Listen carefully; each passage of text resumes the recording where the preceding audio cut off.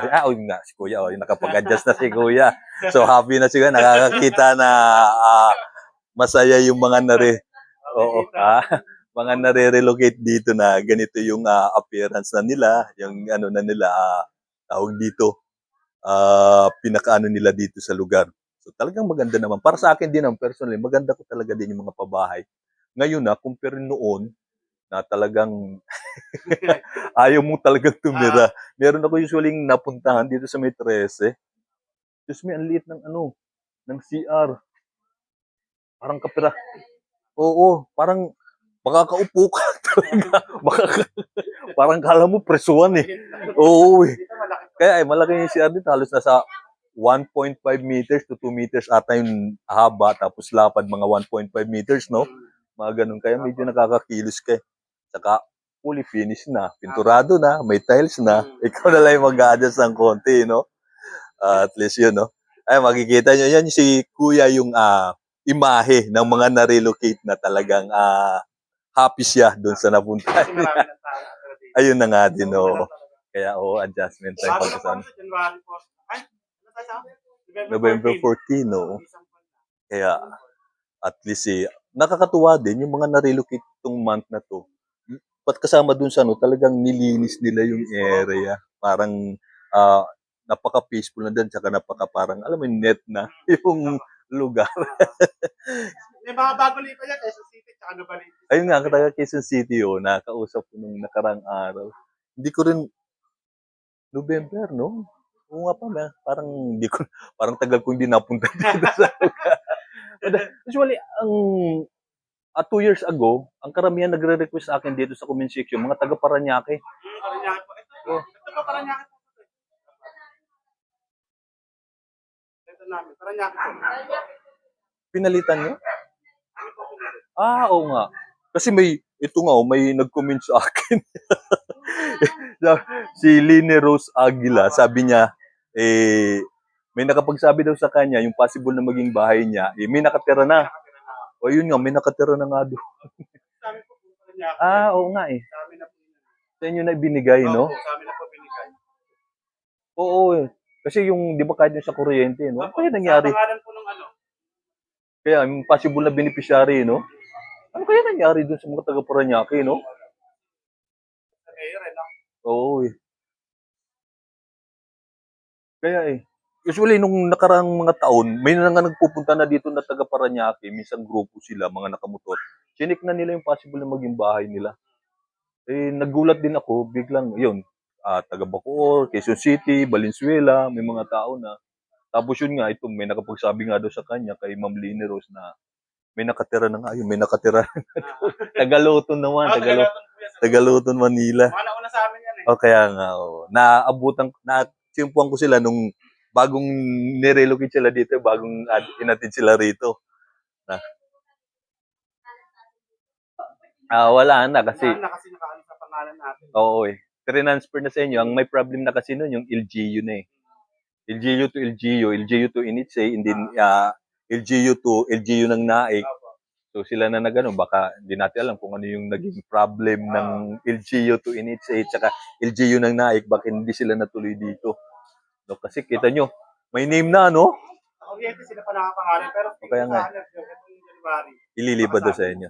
Pero mas mapalad kayo dahil dito kayo napunta, may kuryente na agad. Di ba? Yung medyo ano pa ngayon, yung mga nare-relocate doon sa Naik View. Kasi mahirap yung tubig, wala pa rin kuryente. O kaya, nakamasyal ka na doon. Medyo ano talaga yung mga tao doon, kumbaga survivor talaga sa paglibat ng dito kahit pa paano. Masasabi mong civilized na no? Ang dami na eh. Ay mga taga doon, mga taga Tundo sa kabila doon. Dito rin po kayo nakatira? Oo, sa kabila lang. Usually galing din ako Bacoor. Oo, taga Bacoor din ako. Na-relocate din ako dito sa pabahay noong November 4 years ago. Kami nasunugan nung magpipiyas ng patay. Nung may kakaroon ng malakas na bagyo, tapos biglang nasunog yung lugar. Halos nasa 700 family ata yun. Nakikita kasi namin yung vlog mo. Ganun ba? Oo. pa kami napapalipat. Oho. Amin natin si Ay, oo, tige. Yung ba yun? Pumunta kami doon. Kayo, Sa ano. ako Yung bilad. first na punta namin. Oho. Sa may circle. Sa may circle Pero doon, ano, oo. di pa namin alam na dito kami makapalipat. Dito kayo mapupunta. Oh, maswerte pa rin kayo talaga kasi may kuryente na agad. Tapos ayos na yung tubig, no? Kaya yung iba talagang problematic sa tubig. Doon, lalo na sa may nais yung banda. Talagang ano yung ano doon. Medyo hindi pa na kumpleto.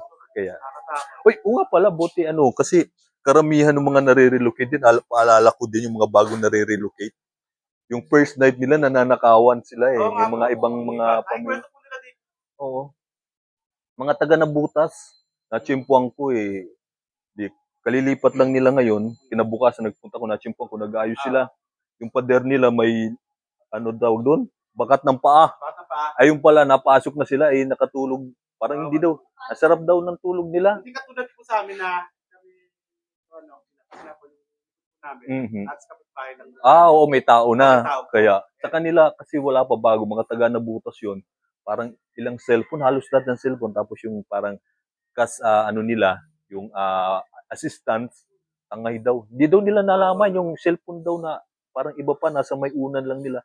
Hindi daw sila nagising. Parang feeling nila, parang ano nata ng pampatulog ang dating. Kaya talagang, kaya nangyari, kinabukasan, pinapader na pataas yung likod nila. Ang galing na yun. Oo. Napapanood natin Ay, siya. ayun na nga. Oh. Usually, yung foremost ko talaga ito si ate kasi nag-request sa akin na kung pwedeng pasyalan. Sabi ko, baka, parang ilang araw na nahiya na ako. Sabi ko, bago magpasko, maano ko man lang sa kanya. Malawan niya. Ito, Block 55, sa kabila lang na yun. Oo. Diyan sa kadulo doon, sa kabila. Luton. Dito yung mga taga-Tondo. Yung halira na yan, papunta dun sa ano. Oo, tapos dun sa may kabila, doon mga taga-Paranaque naman. Mga taga-Paranaque, yung mga unang naripat dito. Doon sa kabila doon. Parang yung sila ate. Yun nga yung sa kapatid ng asawa ko eh. May Ito sa kabila. pumunta rin ng motor yata. Nagulat siya iba na nakikita. Kami wala pa naman naghahanap. Hindi kasi ano na yun, LGU na yun, kaya wala na magiging problema. Ang problem na nun, yung LGU ng Paranaque, saka ng LGU ng Naik, at saka LGU to in its day, kung ano nangyari. Pero Kasi pagkakalam ko po, last na kami match. sakaling Bacoor. Kasi parang matatapos na yata yung marathon. May mga nakatira na din doon eh, sa may Molino. Pero may isa pa po yata dito tayo. Parang sabi nga, parang ang laki din kasi ng compound. Parang, doon, oo, doon sa bago do, maraming mga sa coastal area, maraming mga taga Bacoor din na napunta na nalalipat na doon. Sige lang, nalipat na doon. Parang ilang pamilya na. Gusto yun man daw ni Strike mag ganito. Ayun na nga. Ayun lang, oo. Kaya yun na nga lang din Buti talaga. lang din, dito lang din kami. O, kung kayo mong pagpipiliin po, ano sa tingin ninyong mas... Siyempre yung mahal. Kaya, oo eh. Noon, boto. Kaya, yun talaga sir, kapag katamad ka siguro. Sorry doon sa ano. Kasi di ba, kung ayaw mong kumilos, oo, mahirap talaga.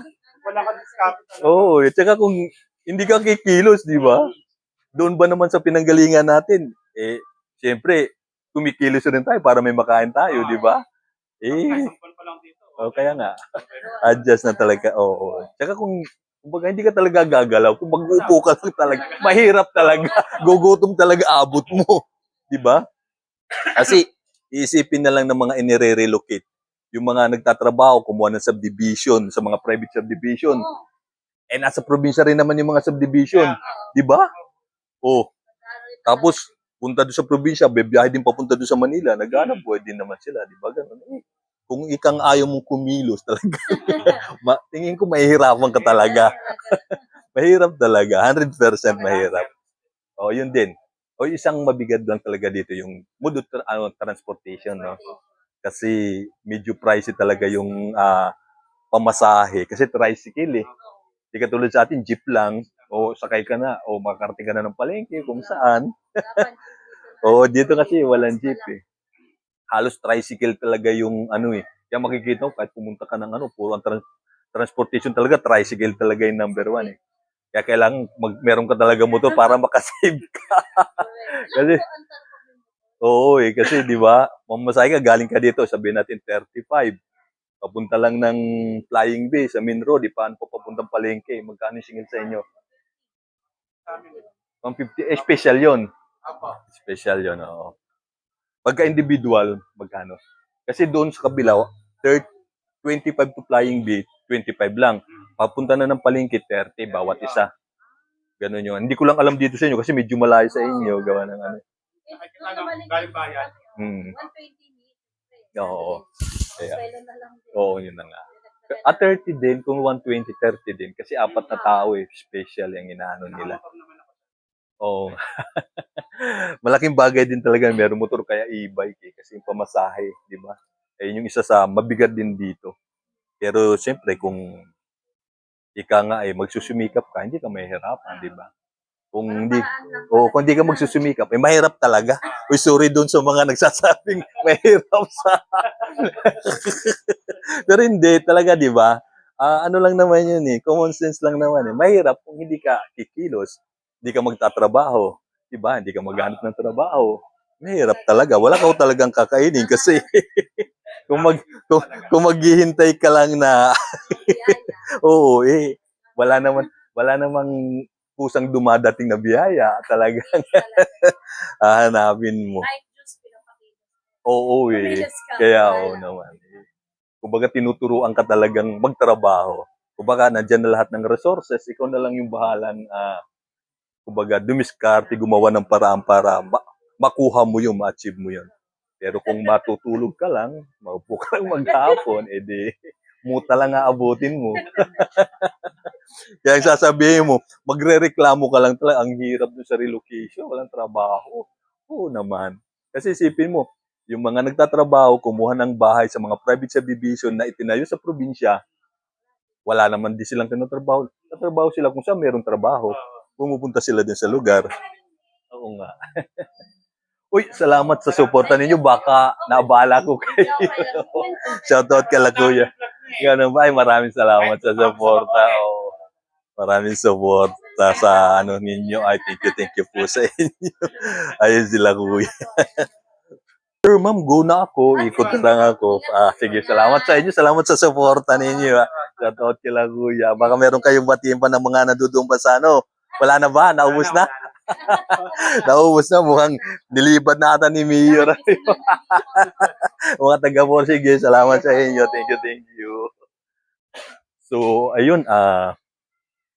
Karoon tayo ng mga kausap, ng mga na-relocate dito. Makikita na happy naman talaga yung iba. So, yung iba, although nagsasabi na mahirap sa relocation site, ayun, pero offend doon sa nagsasabi. Mahirap po talaga kapag hindi po tayo kikilos. Pero pagka kumilos tayo, siyempre, tingin ko makakadiskarte naman tayo kung anong mabuti o anong maganda. Diba? Pero si Kuya, nakaka-inspire kasi nakikita mo sa expression niya, sa ano niya, talagang yung pagiging productive, saka yung pagiging content niya na na-relocate siya dito sa babae na maayos yung napuntahan niya, di ba? So yun yung maganda doon sa mga nare-relocate na kontento, no? Natuwa doon sa napaglipatan nila dahil nakikita nila na maayos yung napagdalhan sa magandang umaga po. Maayos yung napagdalhan sa kanila ng gobyerno na inilipat sila sa relocation, no? Katulad dito sa may Parkstone na Cavite. Okay, so ayun lang. Doon kay Nanay Lini Rose, no? Shout out po sa inyo.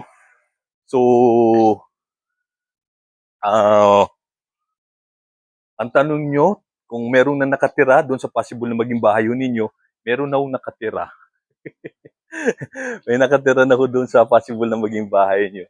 So, hindi ko alam. Tanong nyo na lang doon sa LGU nyo kung ano nangyari. Bakit meron na nakatira sa possible na maging bahay ninyo dahil sila po yung higit na nakakaalam kung ano po yung nangyari. No? Bakit meron na nakatira na isang pamilya. So maraming salamat sa mga walang sawang sumusuporta sa ating YouTube channel. sa mga nagsasubscribe, sa mga nanonood. So maraming salamat po sa inyong lahat. Go na po tayo.